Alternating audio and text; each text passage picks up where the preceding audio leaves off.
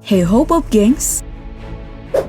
Sebagai planet yang 70% permukaannya ditutupi oleh lautan, Bumi sangat kaya akan kehidupan bawah laut, mulai dari jenis flora dan fauna yang ada dalam laut, sampai hubungan antara satu spesies dengan spesies lainnya yang menghuni 2/3 permukaan bumi ini. Salah satu kabar yang paling mencengangkan adalah kabar mengenai hiu yang takut pada lumba-lumba. Nah, bagaimana bisa seekor hiu yang terkenal sebagai pemangsa malah takut dengan lumba-lumba yang malah terkenal sebagai hewan yang lucu? Untuk mengetahui kebenarannya, mari kita telusuri bersama DP Explore kali ini yang akan membahas hubungan kedua ikan ini.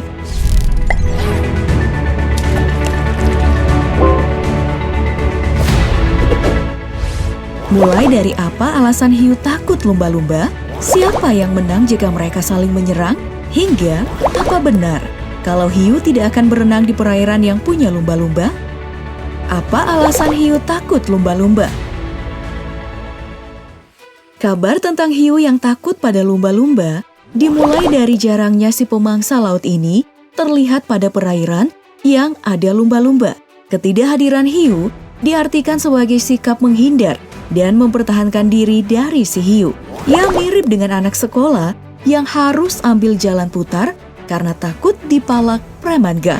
Berita tentang fobia hiu pada lumba-lumba juga makin diperparah dari spekulasi yang menyebar saat dua makhluk ini harus saling menyerang satu sama lain.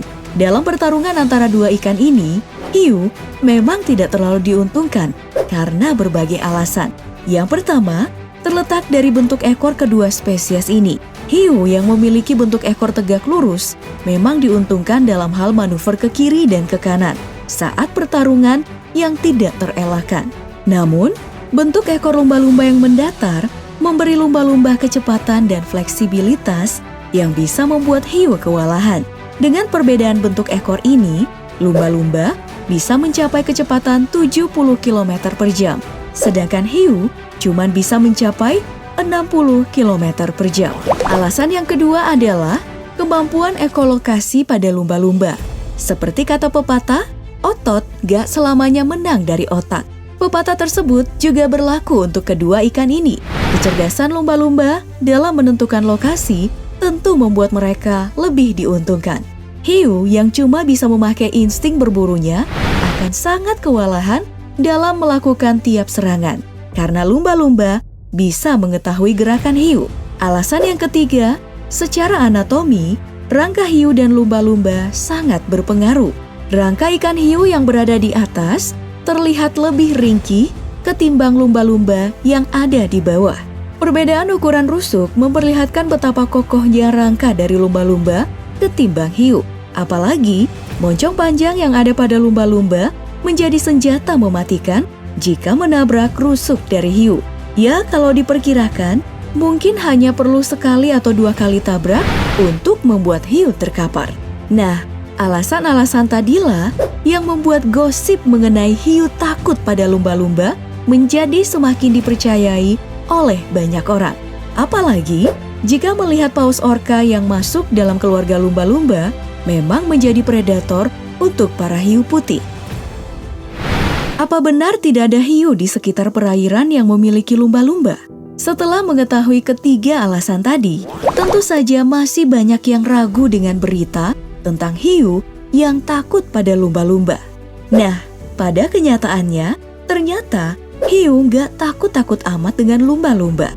Bahkan, pada penemuan bangkai hiu, sering ditemukan organ dari lumba-lumba dalam perut si hiu.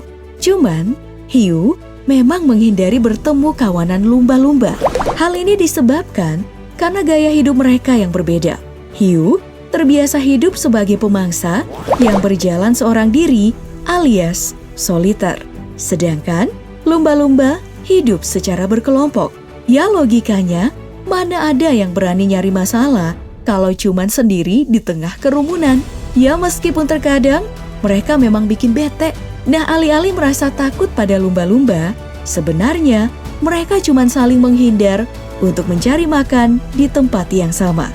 Kecuali kalau terpaksa, mereka harus rebutan wilayah yang sering berakhir dengan kekalahan hiu. Semoga DP Explore kali ini menjawab rasa penasaran kamu terhadap hubungan antara hiu dan lumba-lumba.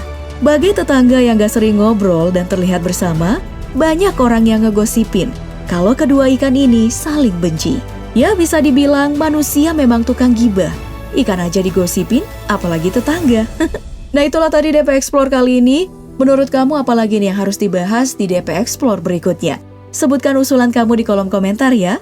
Terus jangan lupa like, share, dan subscribe-nya. Sampai jumpa di DP Explore selanjutnya. Bye-bye.